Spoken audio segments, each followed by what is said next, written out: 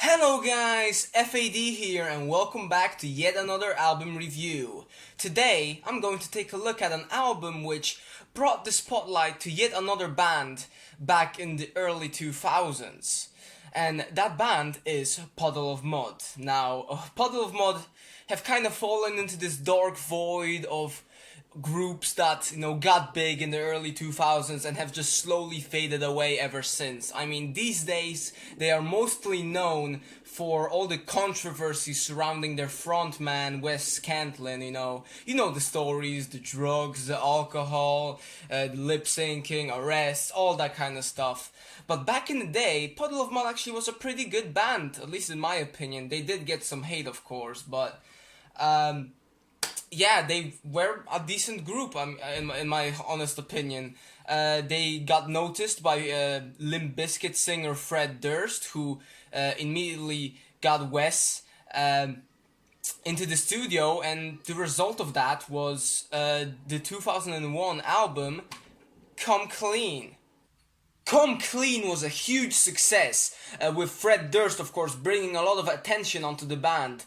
The album spawned numerous hit singles that charted very high on rock radio, and it was certified multi-platinum in the US. Unfortunately, though, the band would never replicate this kind of success, as their follow-up album, Life on Display, sold way below expectations, which would then lead to the band's drummer Greg Upchurch leaving the group for Three Doors Down, who had just lost Daniel Adair to Nickelback.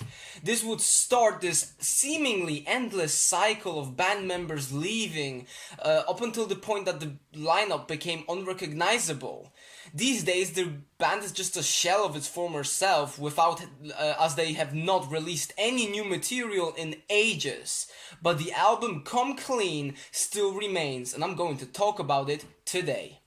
Now, Come Clean actually isn't anything all that special. You could look at it as basically just, your usual early 2000s post-grunge album, but that doesn't mean that the material that's to offer here is bad by any stretch of the imagination, no.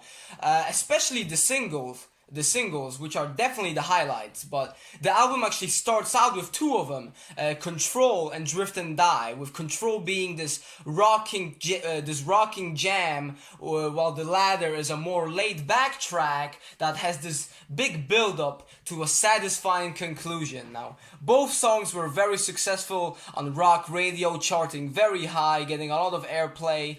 And well, it's understandable, they are very good tracks, definitely, especially Control is probably one of my favorite Puddle of Mud songs in general.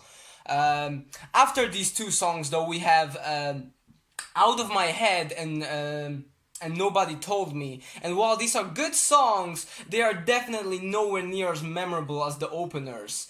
They are still good. Like, I used to particularly really like Nobody Told Me back in the day when I first listened to this album, but over the years, my love for the song, I guess you could say, has gone down a bit, but both of these songs are pretty good. Out of My Head has a decent riff, although it can get a little repetitive.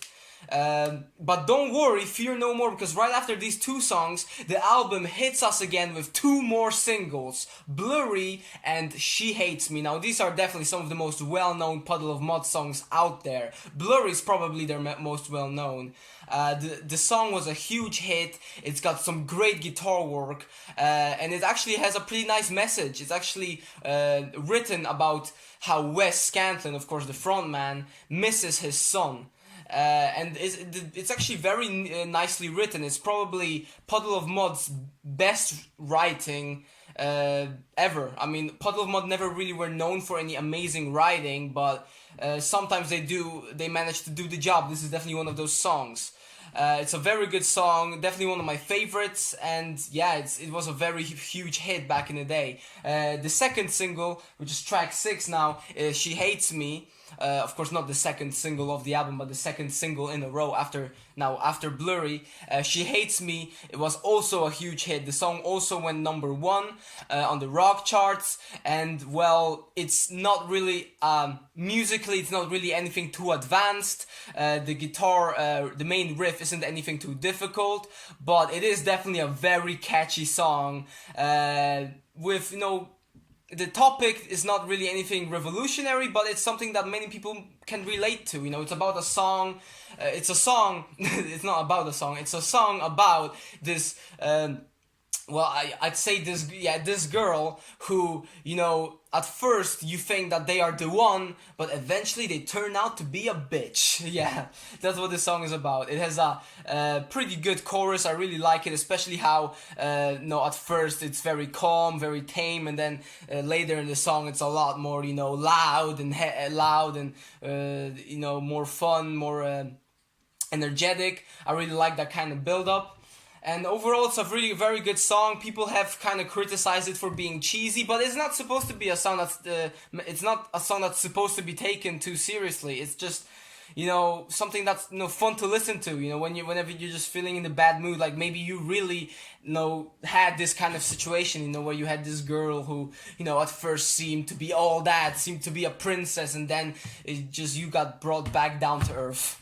But yeah, those are that's it for the singles on this album. The second half of the record is unfortunately not quite as memorable, but there are definitely some smaller gems on there later on the album, like "Bring Me Down" and "Said."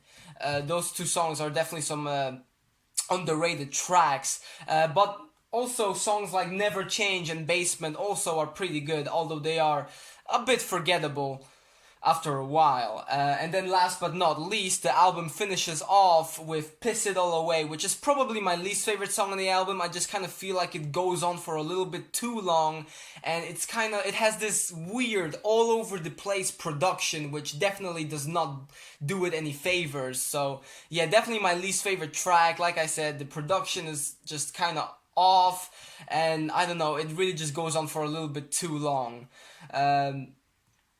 You know, that's so definitely my least favorite track. And on the version of the album that I own, there's also a bonus song, which is just an acoustic version of "Control," which was the album opener. And it's nothing all too special, but for what it is a good, enjoyable listen, I guess. One of the things which Puddle of Mud have often been criticized for are the vocals from Wes Scantlin. And while I do understand the complaints, I mean, even on this album, you know, his singing is not always consistent, but I think it definitely, overall, I think it stays good enough for it not to really be too big of a negative. I do like Wes's voice, you know, like whenever he doesn't lip sync, he can be a good vocalist. I mean, you can definitely tell that he takes a lot of inspiration and from Kurt Cobain, who Wes actually was compared to quite a lot back in the day. Like if you go on YouTube, search up some Puddle of Mud covers of Nirvana, then man, you'll be pretty damn impressed by how similar he can sing to Kurt. I mean, I'm not trying to really, you know, say that Wes Scantlin is at the same level as Kurt Cobain, but you know, he definitely did take a lot of influence from him, and it's definitely one of his, you know, biggest inspirations. You can definitely tell. But yeah, that's basically, I think, all I had to really say about the album. Brief as I could. I didn't want this review to go on for too long. So all in all, this album definitely will not be remembered as a classic, but that certainly does not stop it from being a solid 7 in my book. I think that's a fair grade. Like I said, I mean, it's just a good all-around album. I mean, it's nothing, you know, like, it doesn't really do anything unexpected. It doesn't really do anything, you know, dangerous, nothing risky. It plays it safe, but it is a good album. It has some very good songs on it, especially the 4 singles. And it has a couple of, you know, hidden gems here and there. Even though some of the tracks can also be a bit forgettable. Especially, you know, the final track, which I don't really care too much for. I'm sorry. I mean, tell me in the comments below what you guys think of it. Maybe you guys have a different opinion. And yeah, I think that's gonna be it. A 7 out of 10 for Puddle of Mud's Come Clean. Unfortunately, after the success of this album, like I said, it all just went downhill for the band. And I mean, I really do hope that they can come back with another album soon. Like it seems that Wes is doing a bit better these days. I mean, if you look at some recent concert footage, he actually seems to be in much better shape. He actually sings. And yeah, the performances are a lot better. I mean, he doesn't just walk out halfway through the show being a drunk, no, nothing like that, which is pretty good. And I really do hope that the band can bring out some more material, because I mean, Puddle really were a decent band. I have to say, I think they're I think this and their next two albums as well are pretty damn good, actually. And Volume 4, the album with Stoned and Spaceship, even though Spaceship is not really that good of a song, also had some good stuff on it here and there, but it was definitely a step down. I would definitely look more towards Come Clean, Life on Display, and Famous if I'm looking at Puddle of Mud. But yeah, that's it for this album. Now quickly, before I finish this video, I want to talk about some stuff. Make sure I don't forget anything. Recently you may have noticed that a lot of my older videos on the channel have been made public again. Not everything, of course. There's still some stuff out there that I just don't think is worth anybody ever seeing, but I decided to make a lot of my older cringe stuff public just because I feel that hiding it from you guys is not really gonna do much. I mean, it's just my old videos. It's part of the channel's history, I guess you could say. And as cringe and embarrassing as they can be, I think that they have their place here. What else? I think there was something more I wanted to say. Was there? Oh yeah, this album review was a suggestion made by a viewer on an older album review of mine. User Jtron wanted to see a Come Clean review, so there you go. If you're watching this, I don't know.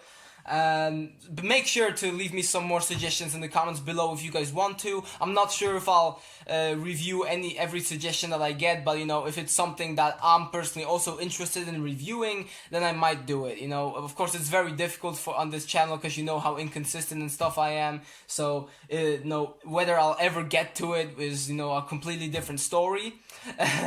But I hope that I can at least